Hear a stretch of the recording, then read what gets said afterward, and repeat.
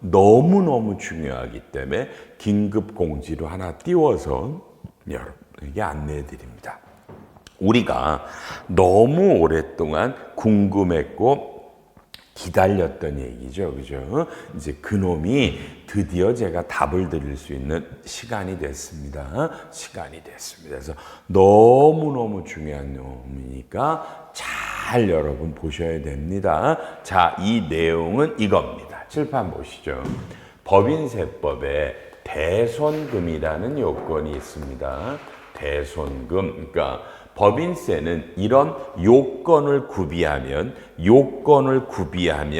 손금이다가 있는데 그게 법인세법 시행령 이게 19조의 1거예요. 맞아요. 19조의 19의 2예요.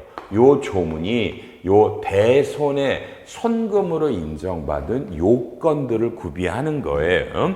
그래서 이게 여기에 1호 뭐 이렇게 나가죠. 1호가 이게 너무 잘 하시는 거 뭐예요? 소멸시효가 완성된. 그래서 우리가 맨날 공부할 때 뭐라 그래요? 여러분의 소멸시효가 여러분 그죠? 주로 3년이라면 3년에 소멸시효가 경과될 때 그때 떨어라. 뭐 그리고 쭉 있잖아요. 소멸시효가 완성되기 전이라도 채무자의 파산 등으로 실제로 회수할 수 없다가 판단되면 떨어라. 이거 쭉 나오죠. 그러다가 여기에 9의 2호가 2020년 2월 11일 날 신설돼요. 그러니까 법인세법 시행령 19조의 2가 법인세법상 대손금으로 손금으로 인정받을 수 있는 요건들인데 이게 1호부터 쭉 열거되는데 9호의 2가 2020년에 신설되는데 이게 여러분도 너무나 잘 아는 거죠. 여러분이 중소기업으로서 외상 매출금들의 이런 상사채권이 그죠? 상사채권이 회수 가능일로부터 뭐예요? 2년이 경과되면 요놈은 결산 조정으로 장부상의 비용으로 계산하면 손금으로 인정해 준다라는 문구가 제9호의 2에 신설 들어왔어요. 자, 지금까지 정말 그렇죠? 4년간 어마무시하게 논란이 됐던 거 아시죠? 그래서 이게 뭐냐면 자, 이 외상 매출금들 이런 미수금들을 보유하고 있는 회사가 중소기업이다. 근데 중소기업이 돈을 받기로 한 날로부터 2년이 경과된 이 채권들 회수가 안 됐다.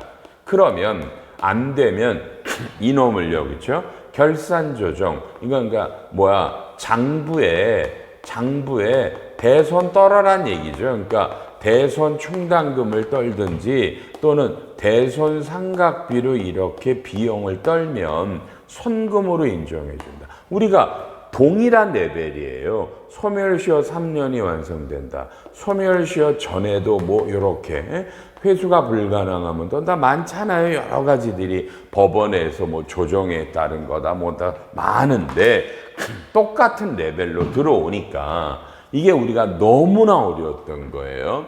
자, 보세요. 2020년에 나왔어요. 그러면 봐요. 2015년에 외상 매출금이 그죠? 10억 원이 발생됐다고 그럴게요. 근데 소멸시효는 2018년에 완성이 돼요. 3년이에요. 이 회사 상사채권 시효가. 근데 이때 대손으로 안 떨었어요. 그러니까 이 기업은 쉽게 말하면 뭐예요? 회계감사를 안 받는 거예요. 회계감사를 안 받기 때문에 그냥 이걸 채권으로 살려놓고 있단 말이에요. 장부상에 회계감사 안 받으니 회계감사 받으면 떨어냈겠죠. 회계사들이 당연하게.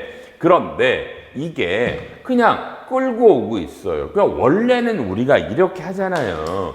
소멸시효가 완성이 됐는데 장부상에 안 떨면 이건 세무조정으로 손금산이 외상 매출금을 떨죠. 이렇게. 그죠? 이렇게. 소멸시효 완성된 거는 신고 조정이 가능하니까 장부상에서 안 떨면 세무조정으로 손금을 떨어줘야 되는데, 그러니까 이 회사는 여러 생각이 그런가 봐. 그냥 아유 장부상으로도 안 떨고 세무조정도 안 했어. 여러분 이런 회사들 수도 없이 많아요. 우리나라에. 제가 맨날 말하잖아. 뭐라고 말해요? 내 돈이야? 내 회사야? 저거 아유 알게 뭐야. 귀찮아 죽겠네. 이렇게 하고 안 떨어요. 그러면 말이 안 되잖아요. 그런데 갑자기 2020년에 여러분 이런 조문이 나오니까 이거는 뭐야? 이거구나. 그죠? 이거구나. 근데 더더욱더나 뭐야? 만에 하나가 이 2020년에 회계감사를 받았다 그럴게요. 처음으로 받았어. 그럼 회계사들이 와서 이 외상 매출금이 이미 소멸시효가 지났잖아요. 그러면은 이걸 장부상 외상 매출금은 떨어내고요. 요놈이 그죠? 미처분 이익잉여금 초도감사니까 이익잉여금을 죽인다고요. 전기 5월 잉여금을요. 그렇죠? 단기 대손이 아니라 당연하죠. 옛날에 떨었어야 될 거니까 요렇게 떨고요. 자 이제 원래는 우리가 잘 보세요. 세무조정을 우리가 얘기를 하면 뭐라 그래요? 소멸시효가 완성이 되면 그 연도에 이렇게 송금이니까 2020년에 이걸 알았다 그러면 2018년 거를 우리가 경정 청구를 한다라고 그러죠. 그래서 2018년에 요 세무조정을 손금 산입을 넣어서 2018년에 10억 원에 대한 세금을 법인세를 환급을 받고 2020년에 이렇게 떨어요. 이렇게 떨어. 그러면 요놈을 미처분 잉여금을 세무조정으로 손금 산입으로 넣어 놓고요. 그렇죠? 그리고 얘는 이미 성금을 받아 먹었으니까 이놈을 다시 입금 산입으로 저 외상 매출금을 10억 원을 유보로 한다. 이 유보를 죽여라. 요렇게 우리가 맨날 배워요. 그래서 소멸시효가 완성되는 연도에 장부상으로도 안 떨고 세무조정으로 놓치면, 근데 경정 청구가 5년의 기간이 있으니 5년 안에 걸리면 5년 안에 경정 청구로 요거를 손금 넣어서 돌려받고, 요거는 회사 마음대로 하고 싶을 때 해라. 그죠? 이미 경정은 들어갔으니까 5년 지나면 못하니까. 그리고 만약에 이게 회계감사가 안 받는데 그냥 떨고 싶어. 그럼 그냥 대손충당금을 떠시면 되잖아요. 대손충당금을 떨고 세무조정은 그죠? 세무조정은 우리로 아시잖아. 요 차변에 대손을 떨었다라는 것 자체가 손금으로 인정을 받은 거니까, 그죠? 요 놈을 그냥 이럴 때는 손금 불산입으로 요 외상 매출금과 유보를 손금으로만 부인하면 돼요. 그러니까 꼭 요런 전표는 제가 회계감사를 받으니까 하는 거고요. 회계감사 안 받는 법인은 그냥 안 해도 돼요. 5년 이내만 경정으로 넣어놨다가 언젠가 이렇게 장부에 대손으로 떠시면 요 놈을 송금 넣었던 유보를 부인만 하시면 돼요. 입금해서. 요렇게라고 배웠잖아요. 그런데 봐요. 지금 이 회사 채권이 여러분 2010년도에 발생한 채권인데, 지금 이 회사는 좀 전에 설명했지만 장부상으로도 소멸시효가 끝나는 건 13년인데 안 떨고 세무조정도 안 하고 2020까지 내려왔어요. 여러분 이거 이제부터 여러분 어떡할지 30초만 요걸 따라서 고민하시는 거예요. 알았죠? 30초만요. 자, 잠깐 생각해 보셨어요? 여러분 잠깐 생각하셨어요?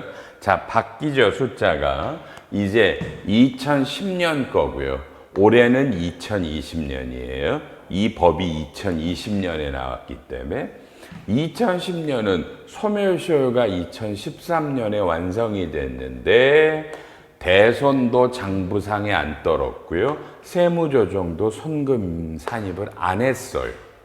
그러니까 이게 선금 산입을 했었어야 된다고요. 회계감사 안 받는 법인들도. 그러면 나중에 언젠가 이 채권을 떨 때 이렇게 선금 불산입만 하면 돼요. 근데 둘 다 안 한 경우들이 너무 많아요.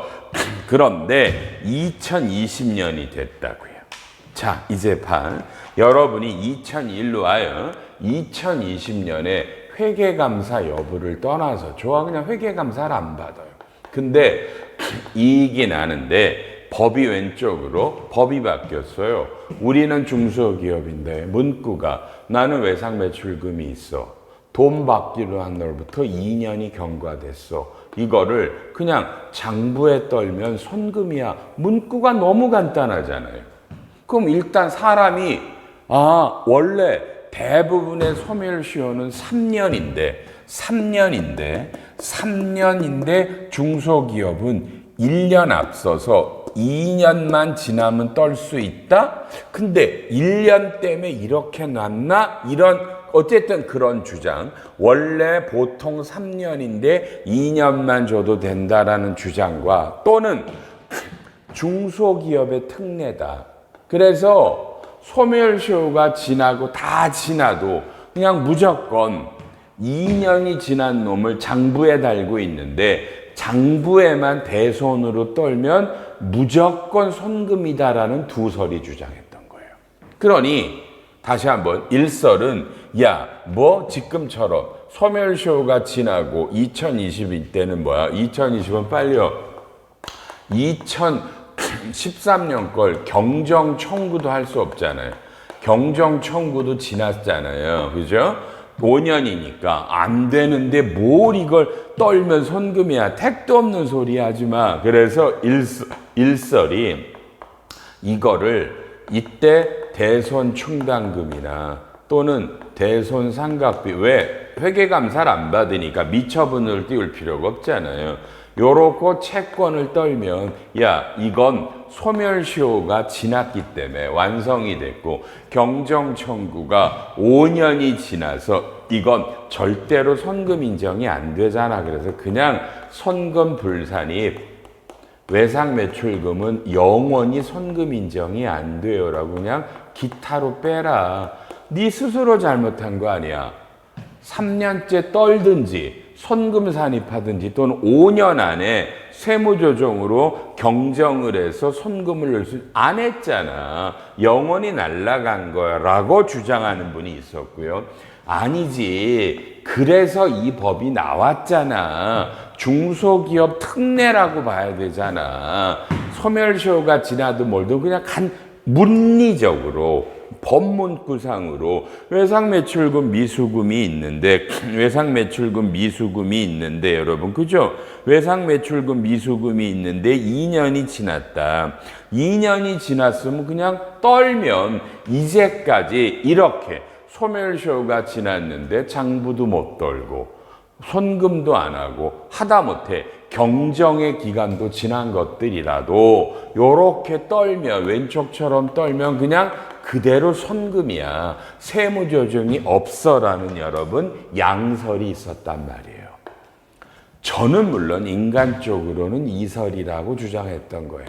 책에는 이쪽이 다 있어서 반드시 이건 서로 간에 이런 회사와 세무대리인 간의 합의가 있어요. 저도 요렇게 2020년에 떨고요. 세무조정 손금 불산입 안 한 경우 많았어요. 2020년에. 그 대신에 회사한테 이 내용을 설명하고 추후 국세청이 얼마든지 과세할 수 있고 유권 해석이나 법원에 아마 판례까지 가야 될 겁니다 라고 얘기를 했고요. 회사가 어그리 하시면 세무조정 손금 불산입을 안 하고 어그리 이게 위험이 있다 그러면 손금 불산입 기타로 빼고요. 옛날에 왜 안 했냐는 이건 변론이에요. 이건 옛날 일이라 따지지 말자고요. 여러분은 요 1번이야 2번이에요. 뭐 같아요? 뭐가 맞을 것 같아요? 근데 이번에 드디어 근데 이게 국세청도요 기재부도요 이건 조용했던 거예요.